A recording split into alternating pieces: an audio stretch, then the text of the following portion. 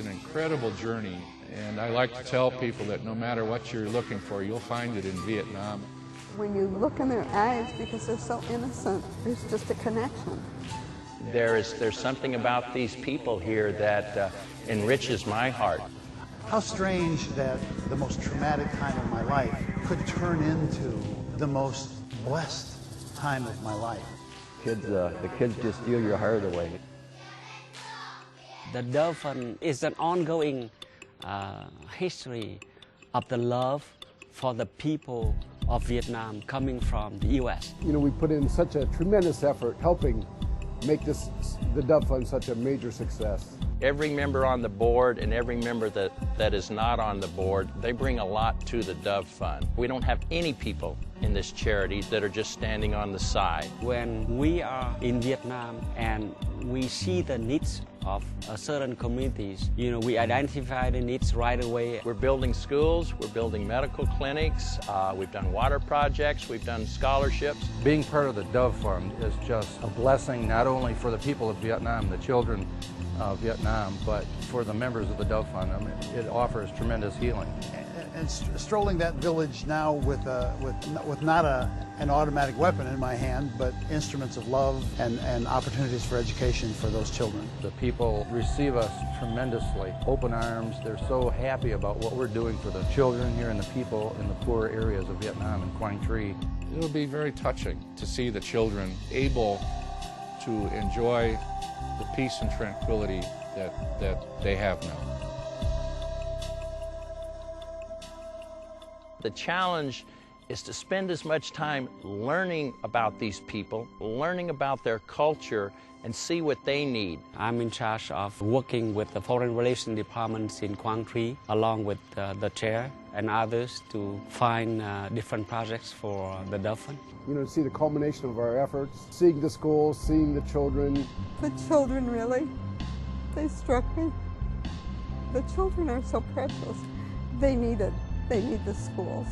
When I first started with the Dove Fund, I never thought that I'd end up building a school. And I never thought I could financially do that. There was a lot of people that jumped in and helped me.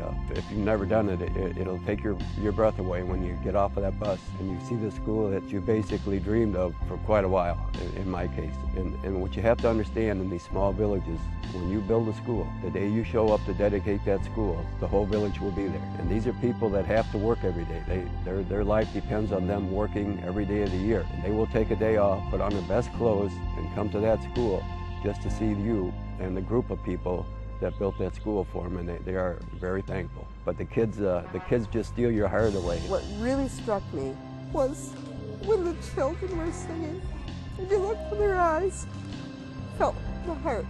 My wife and I decided to finance the school here, and it was a real joy to meet the teachers, principal, and especially the students. The school is being designed a two-room school with running water, electricity, lighting, and it was interesting to be welcomed into the community, which I know 30 years older had been referred to as Charlie Heaven. To be stationed in that area was a death sentence. And here we were building a school and being welcomed.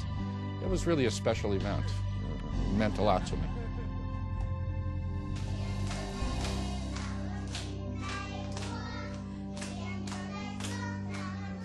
I just am thrilled to see the spirit of the Vietnamese people. I mean, after, you know, when I think back about all the hammering this country took from war, all the bombs that were dropped, all the ordnance that's still laying undetected in the fields, I mean, it seems like they have every reason in the world to be angry or depressed or oppressed, and they're not at all. I mean, they're happy with who they are and what they have. There's something about these people here that enriches my heart. I think the potential that we've all seen is profound. We know we think of this as a third world country, but even in third world countries, you see, and even little kids that rise up. There was a little girl there that spoke on behalf of the school and the kids, I guess. I mean, she was a conspicuous leader.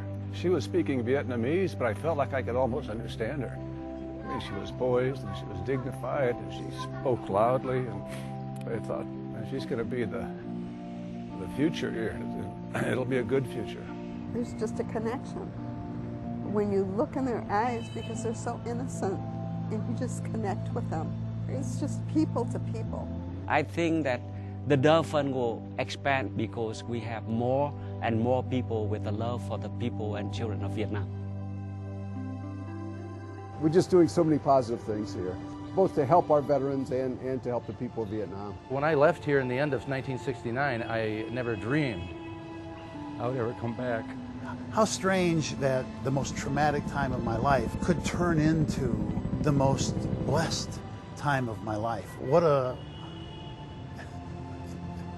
transition. He had finally made that last step of giving back something to the place that he felt he had torn down. I'd just like to say to the veterans, you can come back here. It'll be a healing trip. The first one for me was just that. But after that, it's kind of like coming back to an old friend now. I'd never gone anywhere in this country without an M16, and here I was returning without any protection.